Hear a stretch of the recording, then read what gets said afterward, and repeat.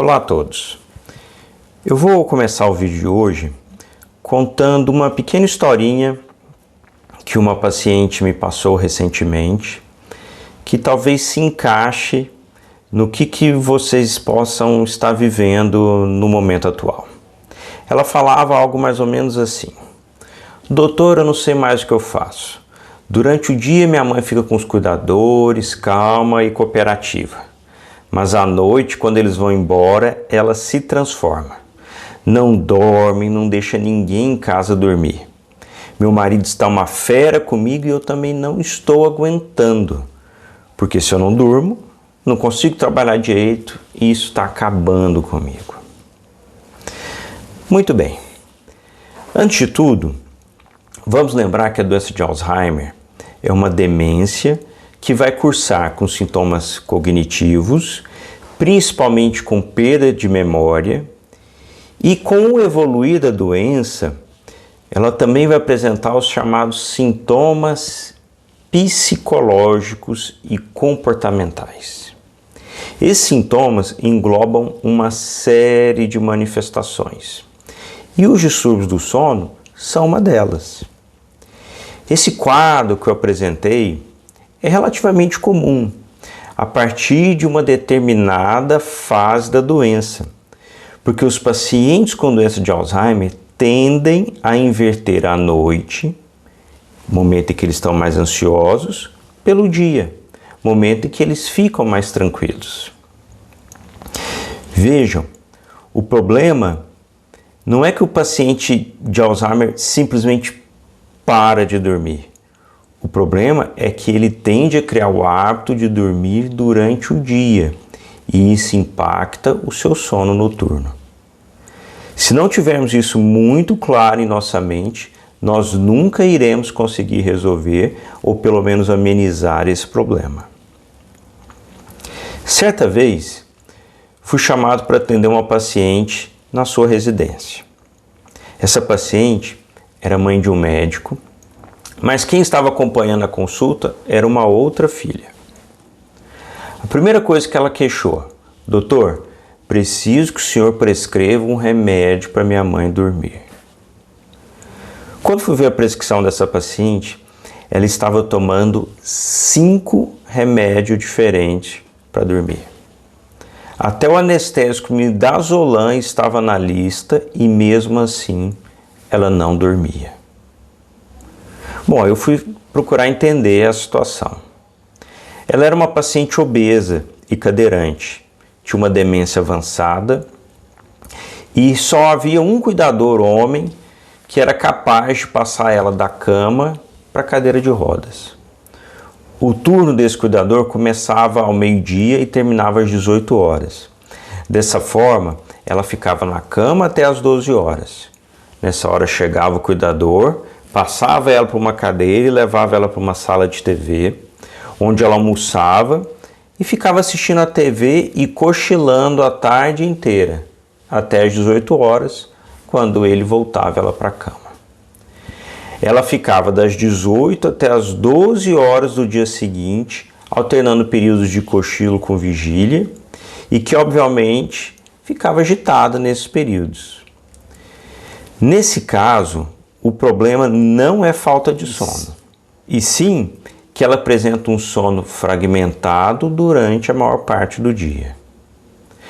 Sei que muitas vezes para os cuidadores é mais tranquilo que o paciente fique dormindo, mas sedar o paciente até extremos como esse pode ser considerado até uma forma de maus tratos, porque nós estamos retirando do paciente o resto da capacidade cognitiva que lhe resta.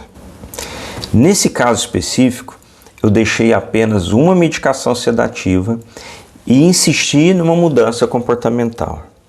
As orientações que eu passei para a filha são válidas para todos os pacientes em situação semelhante. A primeira coisa é que os pacientes precisam de uma rotina de horários. O ideal é acordar o paciente no máximo às 8 horas da manhã.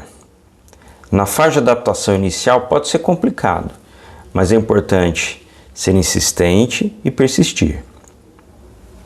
Após o café da manhã, é interessante levar o paciente para tomar um pouco de sol. Essa irradiação solar chega até a pineal, que vai suprimir a produção de melatonina, dando um sinal para o cérebro que o dia já começou. Pode ser apenas 20 a 30 minutos e com cuidado para que não ocorra desidratação ou queimaduras. O decorrer da manhã pode ser levado na rotina do paciente, eventualmente com banho nessa hora em que eles geralmente estão mais calmos e cooperativos, sem deixar que o paciente fique cochilando. Isso é fundamental. Depois do almoço, devemos evitar que o paciente vá dormir e preste atenção, cama é proibido durante o dia. No máximo um cochilo de 20 minutos no sofá ou na cadeira. Lembre que grandes cochilos durante o dia pioram a confusão no fim da tarde e prejudicam muito o sono noturno. Com certeza, é muito complicado manter uma pessoa que não tem nada para fazer acordada a tarde inteira. Por isso é importante que ele tenha alguma atividade. Se tiver alguma atividade física, excelente. Se não, procure algo lúdico, até mesmo desproposital. Mas o importante é que ele tenha algo para se distrair e não fique jogado no sofá na frente da TV, porque aí o sono vai ser inevitável. A refeição noturna deve ser leve, mas nutritivo o suficiente.